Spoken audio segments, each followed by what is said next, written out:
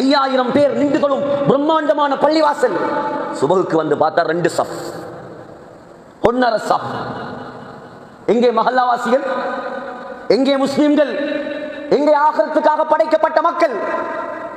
அல்லாஹ்வை மறந்து வாழ்வது ஏன்? மறுமையின் பயம் இல்லையா? கபரின் சிந்தனை இல்லையா? நீங்கள் சொல்லுங்கள், ஆகிரத்தை மறந்து தொழுகையை விட்டு ஹராத்தில் இன்பம் கண்டு வட்டியில் மூழ்கி வாழ்பவர்களுக்கு சொல்லுங்கள், நீ இந்த பொத்துவிலில் 1000 வருடம் வாழ்ந்து அனுபவிக்க போறியா? பிரச்சனை இல்லை, நீ வாழு, தொழாம வாழு, இபாதத் இல்லாம வாழு. நாளைக்கு மௌத்தா போறியா? நீ தயவு செய்து பள்ளிக்கு வா, அல்லாஹ்வை சந்தோஷப்படுத்து. நேற்று இருந்தவர் இன்று இல்லை, இன்று இருப்பவர் நாளை இல்லை.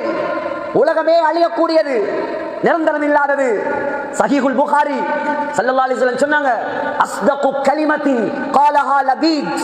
லபீத் என்ற ஒரு கவிஞர் ஒரு வார்த்தை சொன்னார், அலா குல்லு ஷைஇன் மா ஹலல்லாஹ பாத்திலுன் அலா குல்லு நஈமின் லா மஹாலத ஸாயிலுன். அறிந்து கொள்ளுங்கள், அல்லாஹ்வை தவிர மற்ற எல்லாமே பொய். அறிந்து கொள்ளுங்கள், இந்த உலகத்தில் உள்ள எல்லா இன்பங்களும் அழிந்து நாசமாகிவிடும். ஏமாந்து விடாதீர்கள் சகோதரர்களே, ஏமாந்து விடாதீர்கள். பணம் என்பது தேவை, படிப்பு என்பது தேவை, வீடு என்பது தேவை, வாசல் என்பது தேவை, வாகனம் என்பது தேவை, மனைவி என்பது தேவை, பிள்ளைகள் தேவை, நண்பர்கள் தேவை, உறவினர்கள் தேவை. ஆனால் இது எதுவும் நோக்கம் கிடையாது. இதெல்லாம் தேவை. நம்முடைய நோக்கம் ஆகிறா, நம்முடைய நோக்கம் மவுத், நம்முடைய நோக்கம் கபர், நம்முடைய நோக்கம் சொர்க்கம். கடல் தேவை கப்பல் செல்வதற்கு, கப்பல் ஓடுறதுக்கு தண்ணி தேவை.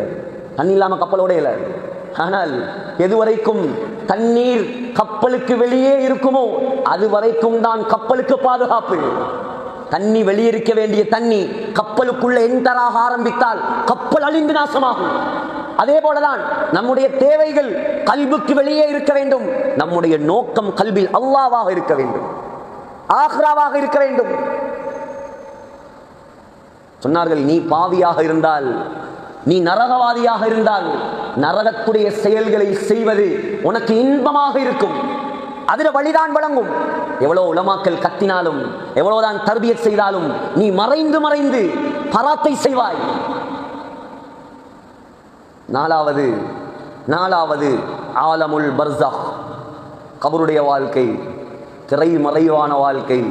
5வது ஆலமுல் ஆஹிரா, மறுமையுடைய வாழ்க்கை.